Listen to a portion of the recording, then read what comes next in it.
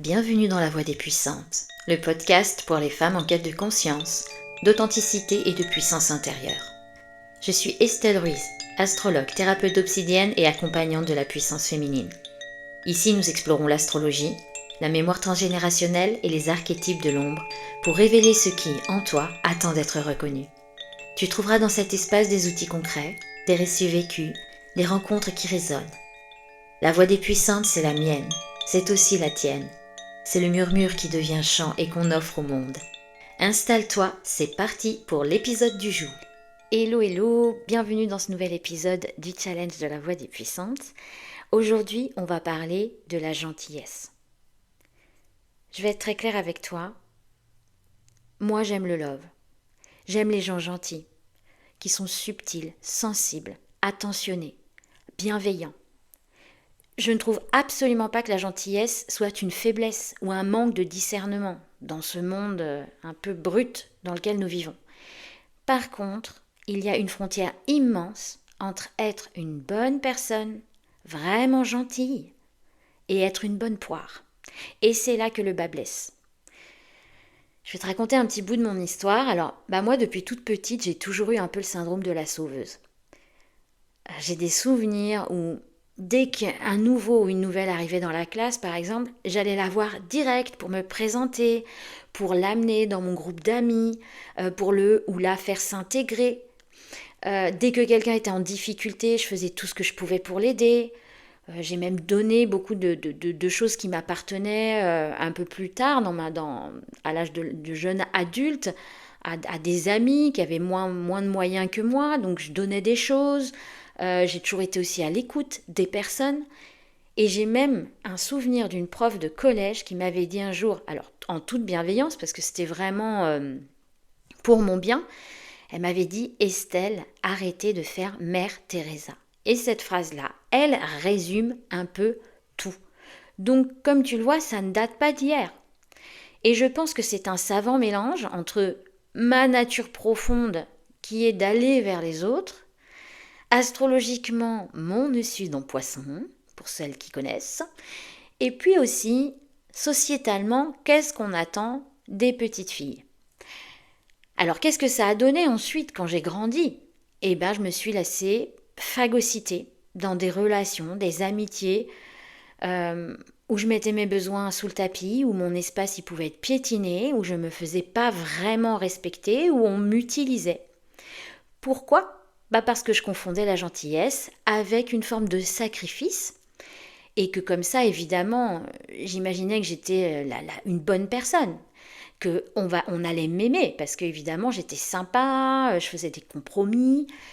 Et il m'a fallu un long travail d'introspection et de déconstruction surtout pour apprendre à poser mes limites, à me faire passer en premier, sans me dire que j'étais quelqu'un de sans cœur ou d'égoïste. Donc aujourd'hui, on va décortiquer ce mécanisme. On va voir pourquoi le patriarcat et la société adorent les gentilles filles, ce que la psychologie aussi peut nous dire un petit peu là-dessus, et surtout, comment on peut conserver un cœur grand ouvert tout en posant des limites ultra fermes. La fausse gentillesse, finalement, elle masque quelque chose. Elle masque la peur du rejet ou de l'abandon. Quand on est une bonne poire, on n'est pas dans la gentillesse pure. On est dans une forme de suradaptation. Le psychanalyste Donald Winnicott a expliqué ce qui se passe quand on construit ce qu'on appelle un faux self, un faux soi. Donc on va devenir hyper gentil, hyper serviable, et ce sera uniquement pour s'adapter aux attentes extérieures, parce qu'on cherche à être aimé, on cherche à être sécurisé et accepté dans le groupe à tout prix. Tant pis si nos besoins passent derrière, si nos émotions passent derrière, si nos limites sont piétinées.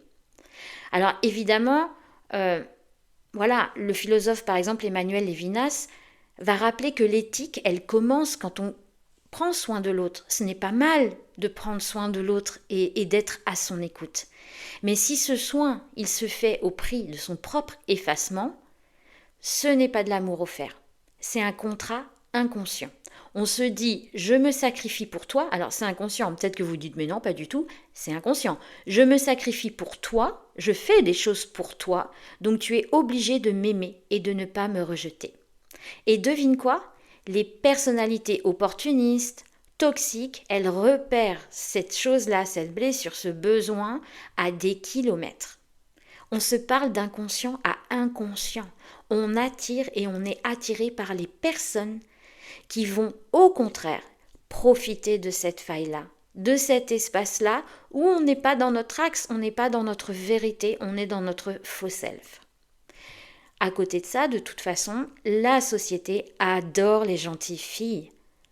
Parce qu'elles ne font pas de bruit, elles ne posent pas de conditions, elles ne se révoltent pas. Elles prennent en charge la charge mentale et émotionnelle de tous les gens qui les entourent. Et ça arrange bien tout le monde. Alors, je t'ai déjà parlé de cette autrice féministe que j'adore qui s'appelle Mona Chollet et qui nous dit qu'on a conditionné les femmes à être douces, accueillantes et pardonnantes. On nous demande de pardonner, c'est à nous de pardonner en fait tout le temps, même quand on se fait agresser, c'est quand même dingue. C'est nous qui sommes honteuses quand on subit des agressions sexuelles, c'est nous qui avons honte. Et heureusement, en ce moment, il y a plein de choses qui se font pour que ça change de bord. Je ne vais pas te rappeler les faits qui se sont passés récemment. Et à contrario, on apprend aux hommes à être affirmés, à être territoriaux, à être fiers de tout ce qu'ils font.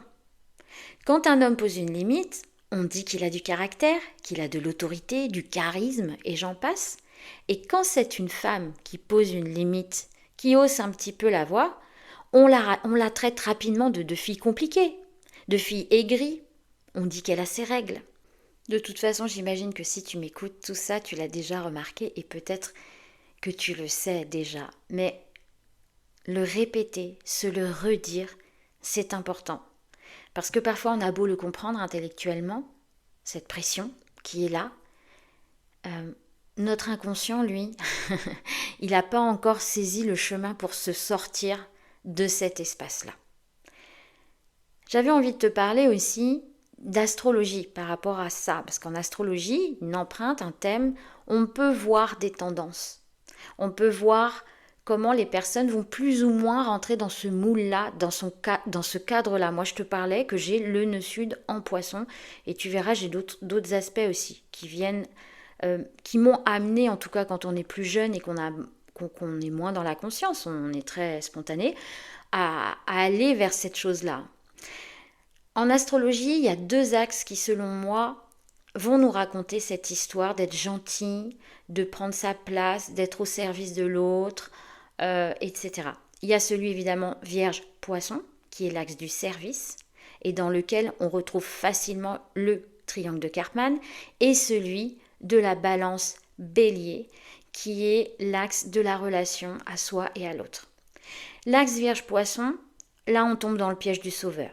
Les poissons, ils vont incarner une compassion infinie, envie de guérir tout le monde, un espace de fusion, quelque chose d'assez à la fois naïf et beau. La Vierge en face, elle veut être utile, elle se met au service d'eux.